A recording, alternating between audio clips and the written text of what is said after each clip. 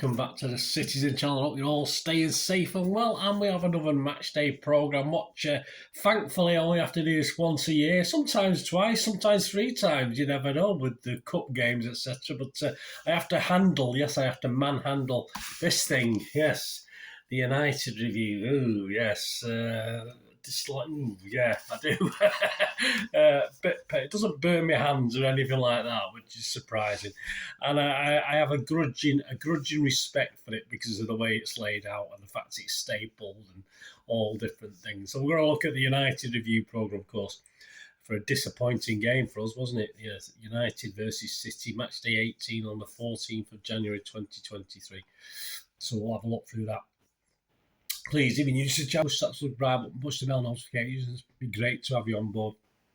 Spread the word, anything City, past, present, forever. Occasionally United, because we have to suffer them, of course we do. It'd be great to have you on board. And if you're pushing buttons or you're not push buttons because you've already pushed that button, please push that little like button.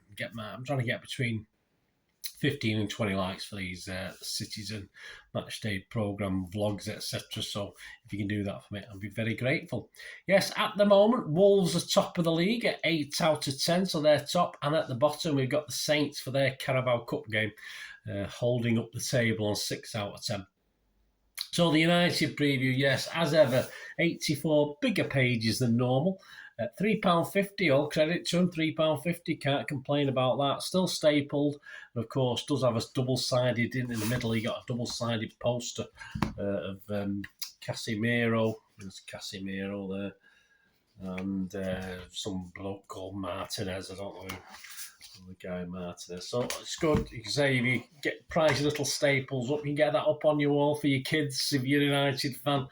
Not like the other programmes, not like City programmes where they're just very hard to do anything with. You can't really take stuff out because they're all sort of binded. These with being staples are easy to sort of use or take apart if you like, which is great for the kids, of course, if you are. So well done to them. 23 pages of promotion and ads, which is about 27% of the programme, which is a bit the higher end of the programme scale, if you like. Always has a magazine feel, of course. They do sell a lot of these, I think, around the world as well.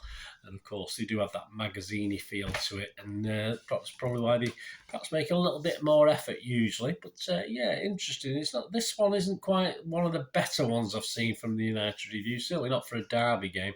In the specific City section, there's a good detail, 5 pages looking at the players and Pep, and some current form and some stats, yeah, some analysis of tactics, etc., etc. Perhaps old Ten Hag was reading that before the game. We got, of course, Ten Hag and a sort of news from around United in their worth knowing piece, which is good.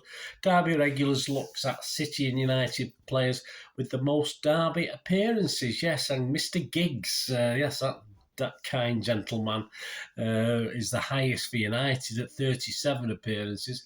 And as far as City is concerned, the highest you've got is Mr. Joe Corrigan, one of my old heroes. Stop the Clock looks back at their last home game and the 89.04 seconds minutes. Well, it's not 93.20, is it? That's for sure. Against the mighty Charlton, sort of explaining what happened, the lead up to it, etc. So an interesting little article. A feature on the back to his best, according to them, Mr. Rashford. Apparently he needed a rest. Well, all that tax evasion can take you out of you, can't it? So no wonder he needed a little rest, and he's back to his best now. A question-answer piece with someone called Diogo Dalot, whoever he is, who competes with Wan-Bissaka for the right-back spot. So you can't get better than him. He's not that great, is he? Then and now looks at 2 United number 10s on home scoring streaks, yeah, and they look at Rooney and Rashford again. The World's Game looks at United scorers in the history of the derby, with 123 scorers from all over the globe scored in the derby games. Includes only one Brazilian, though, Anthony, who scored one goal in one game, and some Norwegian bloke, not as good as we know, called Solskjaer, who only managed 1 goal in 4 derbies. I thought it was the bees and E's, Solskjaer. A nice 2-page special on a United fan, Chas Banks MBE, no less than his story of supporting United. That was a nice feature. Paddy Crerrin gives his view on derbies old and new, bit like our buzzer in the City programme. And there's no story quite like United's, well, that's what they say anyway, has United Museum curator Marc Weil sharing some memories, including meeting Pelly. The class of 82, well, looks at the youth team of 82, not the classic one that we hear about and gets bandied about, but well, these didn't win the Youth Cup, so they said they probably could, because they didn't win the Youth Cup, they didn't get as much publicity. But it's a good piece. This team of 82 included Hughes, Whiteside and Blackmore. Great stuff for United fans. It's a United programme, I can't argue with it. 3 pages for the junior heads with the word searches, that sort of thing, and a half-time quiz for grown-ups. Sort of concentrates on South American questions. Yeah, I would have asked you one, but I couldn't. I think they're all quite hard, so I didn't bother. The main marksman of M16, there you go. They do have a Manchester postcode. I don't know how they wangled that.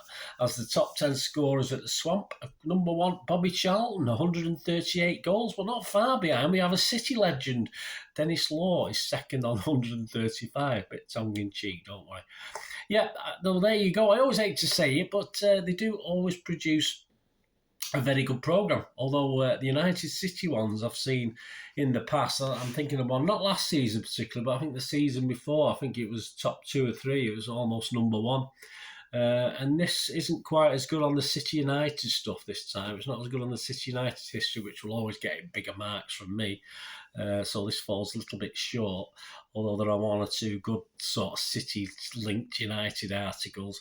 And of course, when I do my little feature, and this feature, to get high marks, you do have to have a little bit of more history, perhaps, as well as City stuff as well. So, as I said, as far as United fans are concerned, it's not a bad magazine if you want to watch about United. Certainly not. As I say, more a magazine feel than a programme feel, and it always has been recently, as far as I'm concerned.